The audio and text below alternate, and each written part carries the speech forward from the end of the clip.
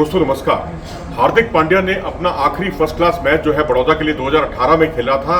उसके बाद से वो बिल्कुल बाहर हैं डोमेस्टिक सिनेरियो से, लेकिन पिछले दिनों उन्होंने इस बारे में घोषणा जरूर की थी कि वो विजय हजारे ट्रॉफी श्रीलंका टूर के बाद खेलेंगे, क्योंकि विजय हजारे ट्रॉफी जो है वनडे क्रिकेट का एक नेशनल चैंपियनशिप होती है और उसमें वो खेलते हुए दिखाई देंगे।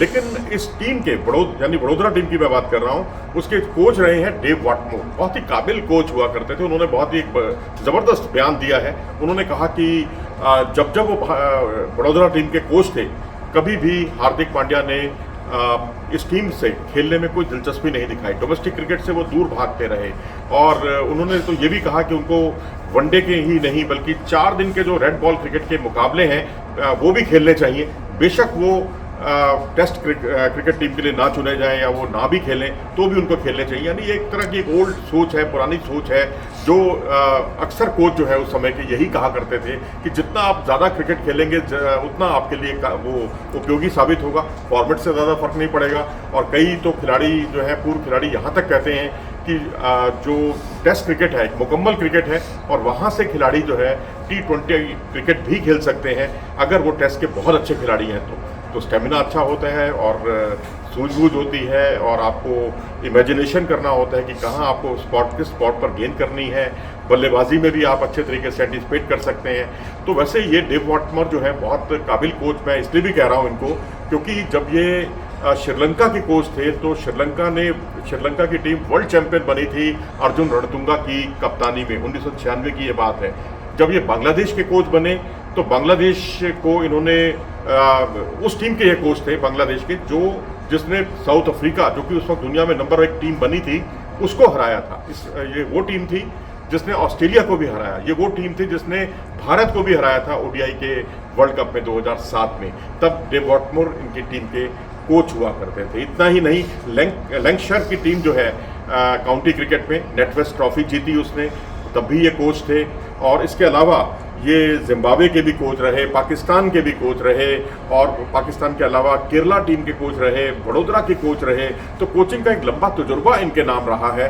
तो अब उन्होंने अगर ये बात कही है तो वाकई इसके मायने। हम आपको ये भी बता दें कि कभी एक ऐसा वक्त था 70 के दशक का और 80 के दशक का जब भारतीय खिलाड़ी अक्सर 2 टेस्ट मैचों के बीच में जो गैप होता था उसमें रणजी ट्रॉफी खेलने चले जाते थे। जी हाँ, बिल्कुल सच है, ये बात हकीकत है। घरेलू क्रिकेट का इतना महत्व होता था और एक बार तो बॉम्बे और दिल्ली का मुकाबला हुआ था रणजी ट्रॉफी का फाइनल।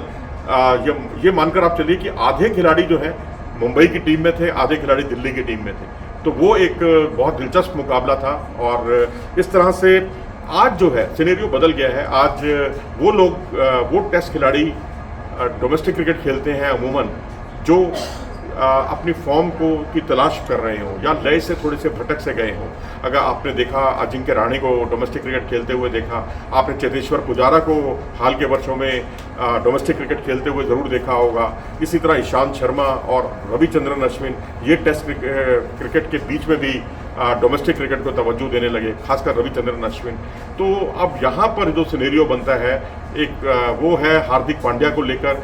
हार्दिक पांड्या जो वनडे खेलते हैं, T20 खेलते हैं और उसमें भी वो इंजर्ड हो जाते हैं, जैसे कि ओडीआई के वर्ल्ड कप में हुआ था पिछले साल। तो क्या डोमेस्टिक क्रिकेट से उनके वर्कलोड मैनेजमेंट जो है वो क्या कहता है? क्या उन पर ज़्यादा दबाव नहीं पड़ेगा? क्या वो ज़्यादा इंजर्ड नहीं होंगे, ज़्यादा इंजरी के शिकार नहीं होंगे? इस बारे में अपनी राय ज़रूर दें, क्योंकि अलग अलग मंतव्य हैं इस बारे में। कोई कहता है डोमेस्टिक क्रिकेट खेलें, जो ओल्ड सोच है, पुरानी सोच है। कोचों की जो सोच होती है वो ये कहते हैं जितना आप खेलेंगे उतना आपके गेम में सुधार होगा।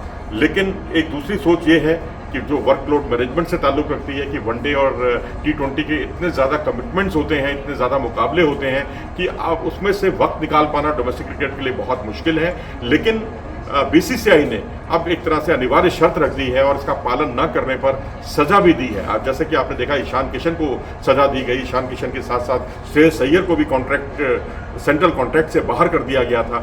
अब यहाँ ये देखना दिलचस्प होगा कि हार्दिक पांड्या अब वडोदरा के लिए खेलेंगे। हालांकि वाटमोर तो उसके कोच नहीं रहेंगे क्योंकि वो पहले कोच हुआ करते थे, लेकिन अब अगर वो खेलते हैं तो वडोदरा की टीम को एक नई स्फूर्ति मिलेगी, एक नई जान आएगी और जो युवा खिलाड़ी उनके साथ खेलेंगे उनको भी जो है हार्दिक पांड्या का सानिध्य मिलेगा, साथ मिलेगा, और उससे आप बहुत कुछ सीख भी सकते हैं अगर एक कोई अंतर्राष्ट्रीय खिलाड़ी आपके साथ खेलता है तो।